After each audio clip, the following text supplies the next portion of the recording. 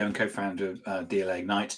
Today, I've got Jessica Pryce-Jones with me today, and we're going to be talking about intuition at work. Jess, where can people find you?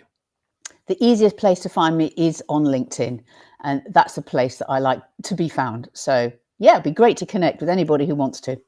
So you've written this great book called Intuition at Work, Using Your Gut Feelings to Get Ahead. Now, I must admit, when I got this, I was very confused. Say some more. Well, because I read so many books where you're told that the data is so important. It's data this and data that, and we've got to look in the data. And here we are. You're telling me I need to actually use my intuition. So, what was the inspiration for the book, first and foremost? I really knew I had to write it when I was coaching a senior exec who had wanted to.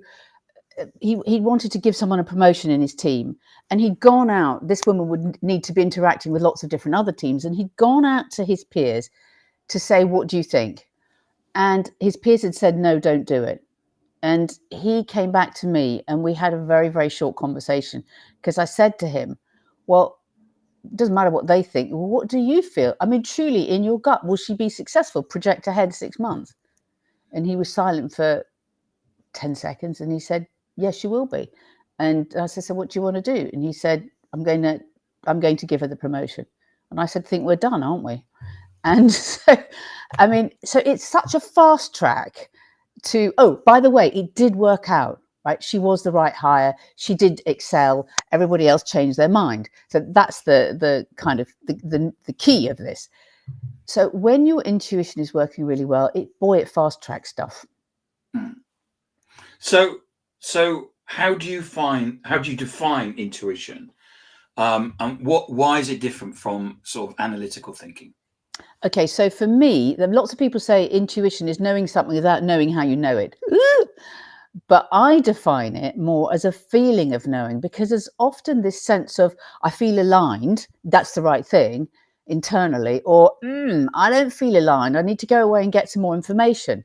So that's why I talk about it as a feeling of knowing.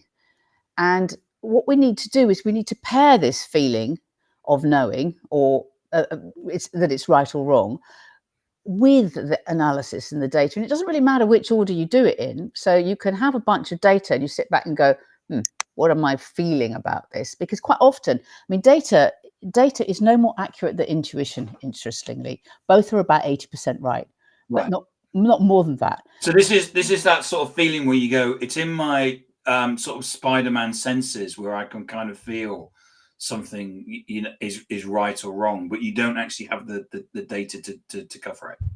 No, but you might also have this kind of spidey sense and then go away and get the data. So it doesn't matter which comes first, but it's using the both can only improve the decisions that you make. So it's both. So what are the big misconceptions about intuition? I think one of the big misconceptions is that it's like woo woo, and you've got to call in your angels and all of that. And by the way, if that's you, fine, do it. But it's actually this informed sense that we have of whether something is correct or incorrect. And so it's just a matter of paying attention and observing your own inner sense about what's going on. And your hands tingling, do you get a constricted throat? Do you feel a sense of energy for something or not? And this is all information, and that information is so precious and valuable. And we know that because 99% of CEOs, that's 99%, say that they use their intuition to make decisions. And that's because it's so helpful in volatile, uncertain, complex and ambiguous situations, which is, let's face it, what we're all dealing with today. Because there's certain decisions that we make in life where we actually kind of use our intuition. For example, quite often, our significant partner, we're making a significant commitment to somebody for the rest of our lives, or for a large chunk of time, and saying, yes, I'm going to do that. Or we walk into a house and go, yeah, this is the house for us. And when you buy, what's the data? Well, it's it's got this and it's got this and it doesn't have, and yeah, okay, it hasn't got the garage you wanted and that, but ultimately this is the house that we want to live in. What other examples can you give in terms of where you can see intuition actually working? So it works really well when you're trying to make a strategic decision in a team. And there is such a thing as team intuition. And it's not the brainstorming stuff, it's the evolution of a conversation that everybody feels aligned with. And so there's new research coming out, really exciting stuff about this team intuition. So we see it well working in strategic decision making at senior levels. We see it working really well in hires, particularly of jobs, which, jobs now are changing so much. And when you write a job spec, it often doesn't capture what someone really will have to do because the landscape is moving so quickly. So it works well. It works really well there. It works really well in, do I stay or do I go? Do I can this project? Do I not? Do we invest here? Do we not? So those kind of big decisions, and the intuition that you have when you try to explain is never as powerful as the sense and the feeling that you have at the time. And that's the really hard thing about intuition, that explaining it, you lose the magic of the feeling that you have. Because it's interesting. One of the things that you say is that as in fact you see intuition getting, you're using more intuition the higher you go up in an organization, which is kind of disingenuous with what society seems to tell us, which is the higher we go up in an organization, the more data we should be using. Yeah, and isn't it interesting? And I don't know, because when you look at that information, you go, is it because it's acceptable to talk about it at CEO level? And I suspect that part of it is that acceptability, but it's also the training that you've had, because you put me in a situation that I know about and I can be intuitive, but put me into another one and I'll find it much harder. And yes, there is such a thing as non-expert intuition, but it's much harder to trust yourself. So I think that the seniority thing is also to do with the experience thing.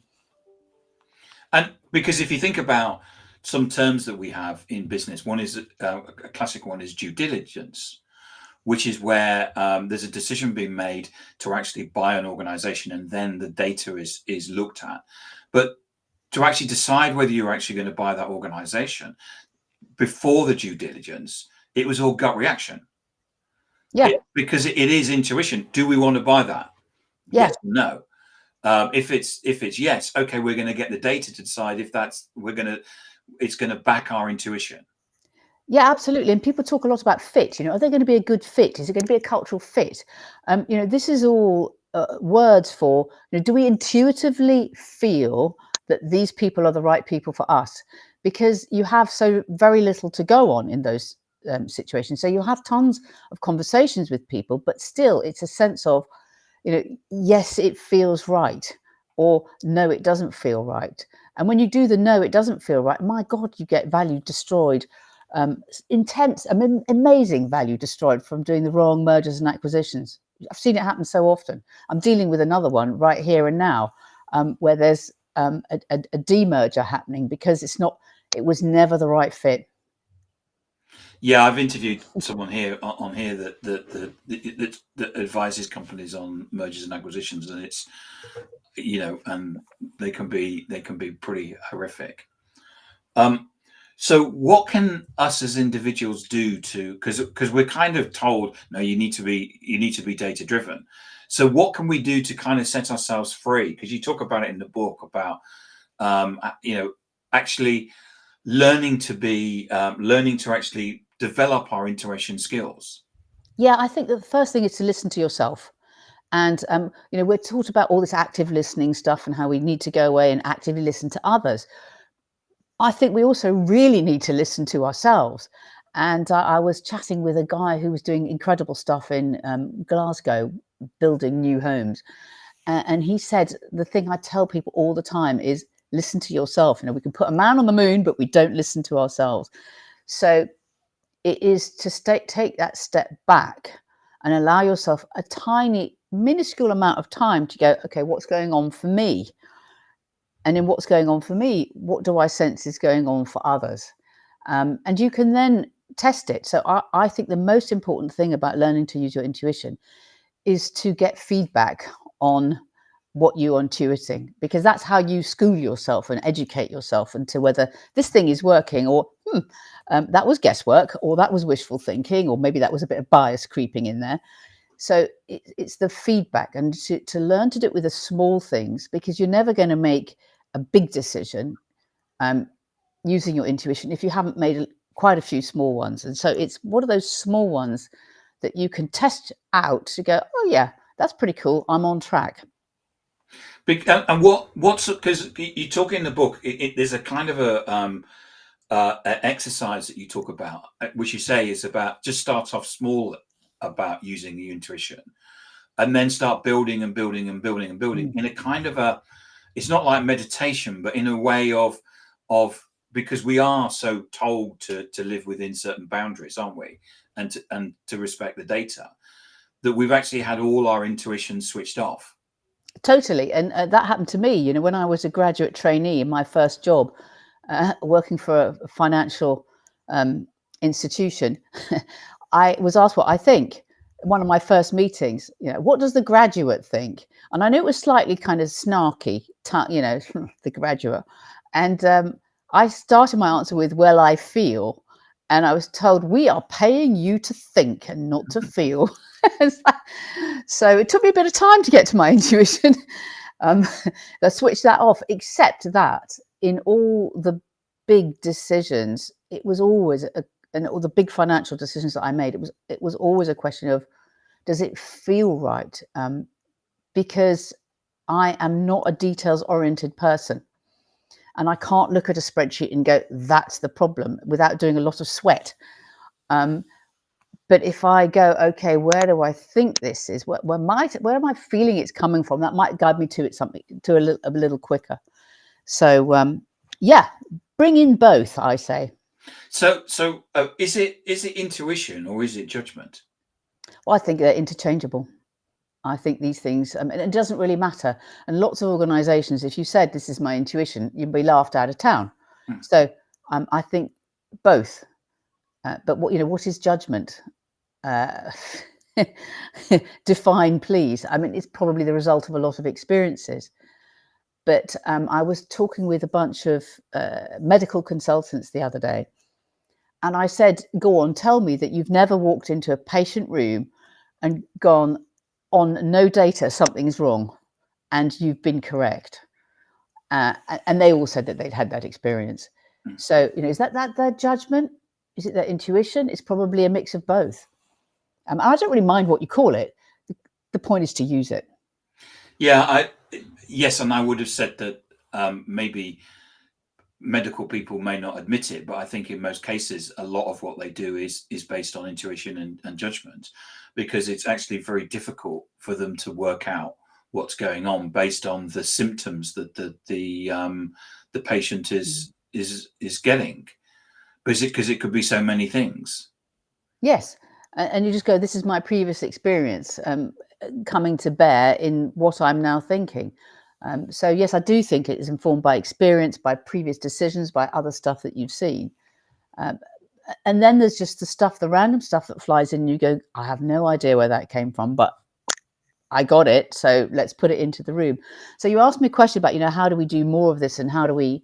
And I think the main thing is to talk about it and to say, because it is one of the last things that people don't talk about, and therefore how do young people know that this is important? So if we want to bring up young leaders and skill them up to as quickly as we can, and it looks like the world really needs that, we need to start saying, hey, this is important, and sharing our experiences, because we've all got them. And it's kind of going back to the graduate question, isn't it, which is when we pay you to think, not to feel. And in a way, as leaders, what we've got to do is we've actually got to ask, so what do you feel about it? Yeah. Or what's your gut telling you? And what hunch have you got about this? So if you don't want to use the intuition word, there's other phrases that you can use instead, to encourage people. And what would you do if I wasn't here? And how would you make, if you were sitting in my chair, how would you decide? So that you push people to make their own decisions in all of this. lead them along the path. One of the other thing is though with intuition is you talked about it earlier on, is about bias. Yeah. How is it? How do we know it's not bias that's basically kicking in and not intuition? Well, I think that's a really important question, and bias, and particularly confirmation bias, is something that we need to guard against. And there's a few tells, there's a few signs that you're using bias if you're only prepared to make a decision that you've made before, that you're cherry picking the data to support yourself, that you're interpreting information to confirm your thoughts, which goes along with the cherry picking. You're remembering facts that support your position, and you're discounting contrary evidence. So all of those would, to me, say, okay, hello, is this confirmation bias? So I think that you need to set up operating principles. So if you're making a decision, what are the operating principles that you're using, and can you articulate them? Are you bringing in diverse thinking? And so that you're bringing somebody else in? Are you playing this off somebody else? And in addition, I think that there's one other thing, which is go away and sleep on it. Yeah. If you slept on it, I think that's the incubation process, and you're prepared to stand up and defend it and defend what you've got. Then I think, okay, go for it. But it's just having the very of checking your thinking helps you guard against confirmation bias. So check. And you talked earlier about using intuition within group dynamics. How do you do that? So I would set out to very deliberately do it. And if you want, get someone else in to facilitate your group, because I think it's quite hard to be in the process and manage the process, particularly if it's important. So I would, give everybody their pre-reads and whatever it is that they need, and kick off with how we're feeling about this. What's your intuition telling you? And get everybody to go around the room. Group leader goes last, because otherwise, guess what? They're creating the bias effect. and then look at the data, and then come back to, okay, what are we feeling or sensing in all of this? And I think it's really important to pay attention to energy. What is your energy, your internal sense of energy doing? You're feeling excited about this, or a little bit, and sometimes we need to feel a little bit scared. Scared is good. I always say, get out of bed and do something scary every day. but yes. So it's just get people to talk about those things, and every time you swing, you oscillate between the data and the intuition, but you kick off with your intuitions, because you haven't got any bias in there to start with. Because the minute that you start saying, well, I've read on page 34 and that number says, you start to influence everybody, and that's fine. That's part of the process, but I think it's a secondary part of the process. So how does intuition tie with creativity? Oh gosh, it's really interesting. My daughter's a shoe designer, and Kitty says that quite often when she's designing, it's almost as if she has to kind of she opens her brain up and boom, everything falls in. And architects talk about buildings arriving in the same way. And it's super interesting. But creativity doesn't need to be like that. And when you ask most people, they're saying they're not being creative. But actually, if you're a senior leader, what you're doing is envisaging a future and then the path to that future. That 100% is creativity. And it's fine to do it by yourself, but it's much better to do it with other people, because you come up with much better answers. So how do you see intuition shape the future? Oh, that's a good question. Well, I think that we could make progress an awful lot quicker if we brought this into play and we did it deliberately, which is why I talk about bringing intuition out of the broom closet. If we use this thing, which we all have got, and it's only white, industrialized, educated, rich democracies that think, woo, the weird nations that think it's not helpful. But the minute that you talk to any other culture, they go, well, of course, what are you talking about? Of course it matters. So I think we could really advance ourselves our businesses, our leadership, everything, if we actually put it into play. Jess, thank you so much for coming on and talking about your book, Intuition at Work, using your gut feelings to get ahead. If I wanted to buy one, where would I get one from? Amazon. Amazon. And where can we find you?